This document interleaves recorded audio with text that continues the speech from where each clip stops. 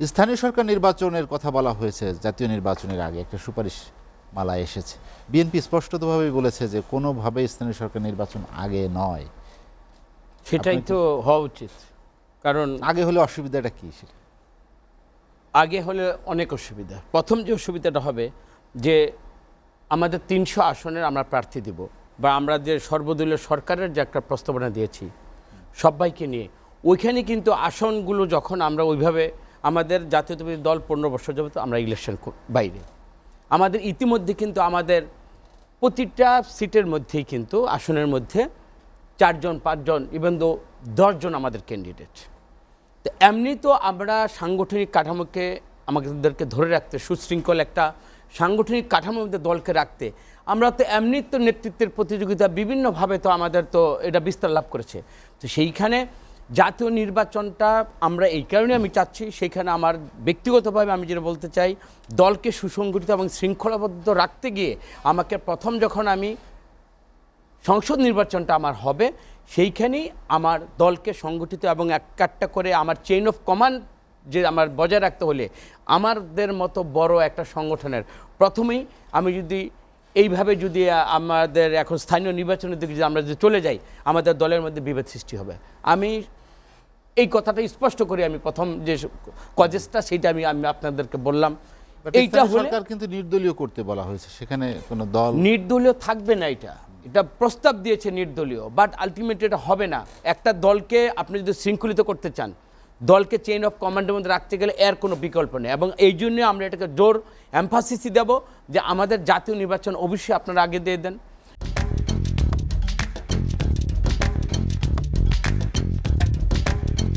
লটন ভাই তো বললেন আমাদের দল কিন্তু জুন জুলাই বলেনি, অগাস্ট বলেছে, তারপরে জামাত বলেছে ডিসেম্বর পর্যন্ত। এখানে কিন্তু অত ৩ মাসের ফারাক।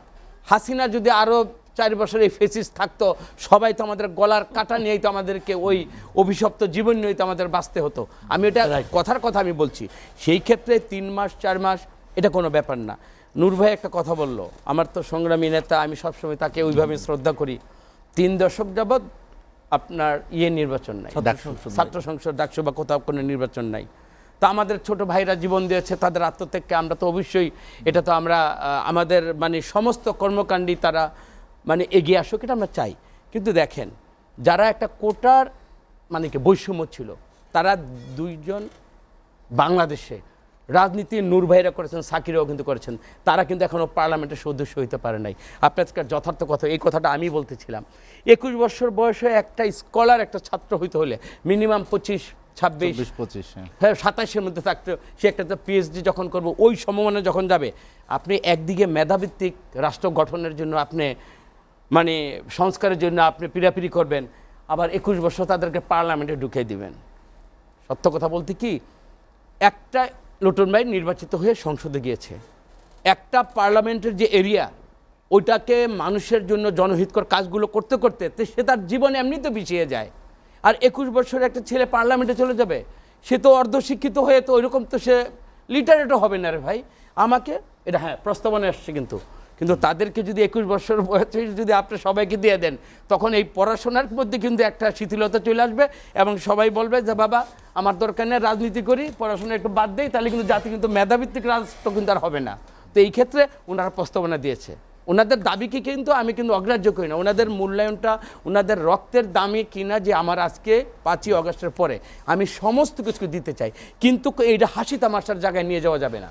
আমি মনে করি ওনারা প্রস্তাব দিয়েছে, আমরা ছোট ভাইদেরকে রাজনীতিতে আসুক।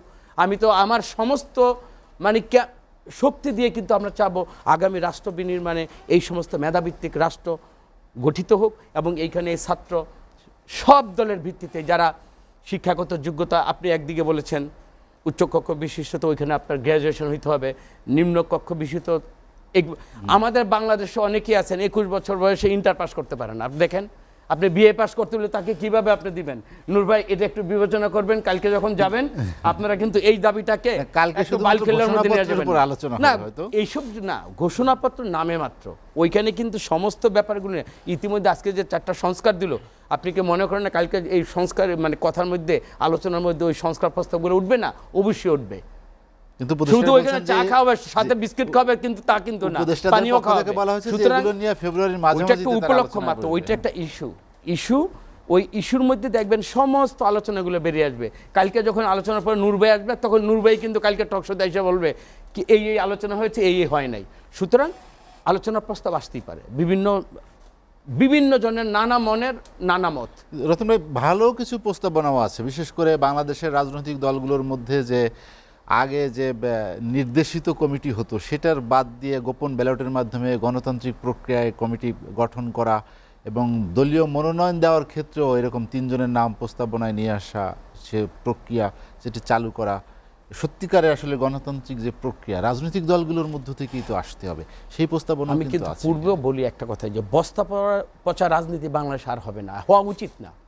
কারণ আবার 5 বছর পর, আবার 10 বছর পর এই সাধারণ ছাত্ররা আবার রাজপথে রক্ত দিয়ে তারা আবার একটা ভালো ভবিষ্যৎ দেখার জন্য আবার আরেকটা সংগ্রামকে সফল করবে, এটা আর দরকার নেই। আমার মনে হয় যত বড় একটা আঘাত আমরা পেয়েছি এবং যত বড় একটা প্রাপ্তি, এই দুটার সমন্বয়ে সবাইকে, আমি বললাম তো, সবাইকে মূল্যায়ন করতে হবে। সবাইকে মূল্যায়নের মধ্যে দিয়ে সবাইকে, আমি একা, ওই একা এবং একাত্মবাদ, আমি এবং আমিত্ববাদকে বাংলাদেশের প্রতিটা রাজনৈতিক দল, প্রতিটা ব্যক্তিকেন্দ্রিক যে চিন্তাভাবনা, এর থেকে আমাদের সরে আসতে হবে। তাহলে দেখবেন সব কিছু আমাদের জন্য সহজ হয়ে যাবে। আমাদের ঢাকা শহরে আমরা একটু আমাদের বন্ধুবান্ধবের একটা বেজ মেনটেন করি। নূর ভাইয়ের একটা কথা আপনি শুনেছেন, আমি কিন্তু ওইটা আবেগতাড়িত হয়েছে। সেটা কি, যে জাতীয় পার্টির কাউকে নিয়ে কথা আমি বলবো না। সেইখানে একটা উদ্ধৃতি দিয়েছে মেসকাত শরীফের 4908-এর একটা হাদিস শরীফ, আমি সেখানে বলতে চাই। হাদিস শরীফে রাসূল সাল্লাল্লাহু আলাইহি ওয়াসাল্লাম বলছেন, যে ব্যক্তি কোনো জালিমের শক্তি বৃদ্ধির উদ্দেশ্যে তার সঙ্গে চলে অথচ সে জানে যে ওই ব্যক্তি জালিম, তাহলে সে ইসলাম থেকে তার নাম খারিজ হয়ে যায়। এইখানে বলতেছি, যেই জালেমের সাথে, ফেসিস্টের সাথে এই ওনার জাতীয় পার্টি ছিল, অন্তপক্ষে কিছুদিন হইল বাই টোকেন অফ জাস্ট ঘৃণা আপনাদের রাজনীতির বাইরে থাকা উচিত, আমি শতভাগ। কারণ এই দলটা যদি শেষ মুহূর্তে, কেউই যখন কখনো নির্বাচনে যায় নাই, ওই দিন যদি তারাও না যেত, ওই আমাকে অমুকে নিয়ে গেছে, ভারতের সুজাতা সিং বলেছে আমাকে ডিজিডিএফের ওই আকবর উঠাই নিয়ে গেছে, লেম এক্সকিউজ। আমরা রাজপথের সৈনিক ছিলাম, আমাদের মনস্তাত্ত্বিক যে একটা মনোবল এই জাতীয় পার্টির কারণে আমাদের ভেঙে গিয়েছিল, হৃদয় কিন্তু আমাদের খান। আমরা কিন্তু আন্দোলনের শক্তি, যখন ছাত্র জনতা যখন লাশ পড়েছে, ওই লাশগুলোতে কিন্তু আমরা আবেগতাড়িত হয়েছি। আর আমি যদি ইমোশনালি কখনো যদি আমি মোটিভেটেড না হই, আমার রক্ত আমি কখনই কর্মী, আমি কখনো দিতে যাব না। এই আমাদেরকে আন্দোলনকে বেগবান করতে এবং আন্দোলনকে আমাদের পিছনে ছুরিঘাত করার জন্য এই লোটন ভাইদের, যারা আমি অচিরেই মনে করবো ওনারা তবা করে অন্তপক্ষে গণতান্ত্রিক ধারায়, ওনাদের বয়স আছে, আমরা চাই যে এই গণতান্ত্রিক ধারায় ওনারা চলে আসুক। আরেকটা কথা আমি বলতে, দলের শীর্ষ নেতা এই বিষয়ে তো ক্ষমাও চেয়েছেন, যে তারা ছিলেন, কি কারণ ছিলেন, কেন ছিলেন, তার ব্যাখ্যাও দিয়েছেন এবং জনগণের কাছে ভাই ক্ষমাও চেয়েছেন। ক্ষমা তো আমাদের এই সংগঠন কয় আওয়ামী লীগও ক্ষমা চাইলে, আমার একটা আপনার মাধ্যমে বলি, ক্ষমা চায় না এখনো তাদের মধ্যে না কোনো আপনি সুস্থ ক্ষমা সমাধান চাই নেই, যারা আওয়ামী লীগের ক্ষমার জন্য বৈশা দিচ্ছে, যে ক্ষমা চাইলে ক্ষমা চাই তারা আসুক। এখন বলি 71-এর সময় তো তারা তো বারবার যে বলতেছে 71 সালের তাদের ভূমিকার জন্য তারা তো নিজেরও ক্ষমা চাই নাই, সুতরাং তারা আওয়ামী লীগের ক্ষমার জন্য এতক্ষণে ব্যতিব্যস্ত হবে। যদি ক্ষমার প্রসঙ্গই হয়, তাহলে তো মনে হয় যে একদিন আমরা সবাইকে ক্ষমা করব, এই দিন একটা আমরা সমাবেশ করি, ক্ষমা সমাবেশ একটা আয়োজন করে দেই, তাহলে 71-এর ক্ষমা তারা চেয়ে নিবে, 90-এর ওনারা চেয়ে নিবে, আমরা একটা ক্ষমা দিবসের একটা আমরা সমাবেশ করতে পারি। নূর ভাই, একটা প্রস্তাবনা থাকলো, আগামীকাল যখন যাবেন উপদেষ্টার কাছে এই ধরনের একটা প্রস্তাবনা দেন। এখন পর্যন্ত মানুষ হসপিটালে কাতরাতে চিকিৎসা নিচ্ছে, আপনি ক্ষমার রাজনীতি এত তাড়াতাড়ি? ক্ষমা কাদেরকে করবেন? যারা মানবিক তাদেরকে মানবতা দেখেন, আর যারা জালেম, যাদের পৈশাচিক, বললো তো শেখ হাসিনা, এখন শেখ হাসিনা যা করেছে আপনারা দেখতেছেন তো, এই মাটি যাকে গছে নাই, শেখ মুজিবের কন্যা এই মাটিতে থাকতে পারে নাই, তার বংশ পরিক্রমায় এই দেশের মাটি আর আসবে না। বারবার আমার বেগম খালেদার জন্য উনি আবেগতাড়িত হয়েছেন, আমি খালেদা জিয়ার সৈনিক, তার হাতে গড়া, আমি খালেদা জিয়ার জন্য অশুবিসর্জন দেব, আমি আমার জীবন বাজি রাখবো। বাট গণতন্ত্র প্রেমিক একটা খালেদা জিয়ার জন্য নূর ভাইরা যে আবেগতাড়িত হইয়া একটা গণতন্ত্রের মানুষ কন্যা হিসাবে খালেদা জিয়াকে যে আপহোল্ড করে, তাকে তিলে তিলে নিঃস্ব করে দিয়েছে একটা, শুনেন বারবার আমি কথা বলি, একটা মুসলমান কখনো একটা স্বামী স্ত্রী বাবা মায়ের কখনো রতন কিন্তু ভাই শেষ করতে চাই আলোচনা। অর্থ লোপাট করে কিন্তু কখনো কিন্তু জান্নাত কামনা করে না। এই অপবাদে খালেদা জিয়াকে শাস্তি দিয়েছে। আল্লাহ দেখেছেন না, একজন জনগণের ভালোবাসা বরিত হয়ে আজকে লন্ডনের চিকিৎসায়, আর ওই লন্ডনের মাটিতে ওনার রক্ত টিউলিপ আজকে ওইখানে বেজ্জতির চরম শিখরে, জিল্লতির চরম শিখরে আল্লাহ তাআলা যে আছে আরেকবার প্রমাণিত হলো। লোটন ভাই আপনাকে স্বাগত, আপনাকে ব্যক্তিগতভাবে কামরুজ্জামান আমি জানেন, রতন, শ্রদ্ধা করি, আলোচনা শেষ but করতে চাই। জাতীয় পার্টির ক্ষমা এই আপনাকে দেশবাসী সহযোগ করবে না। অসংখ্য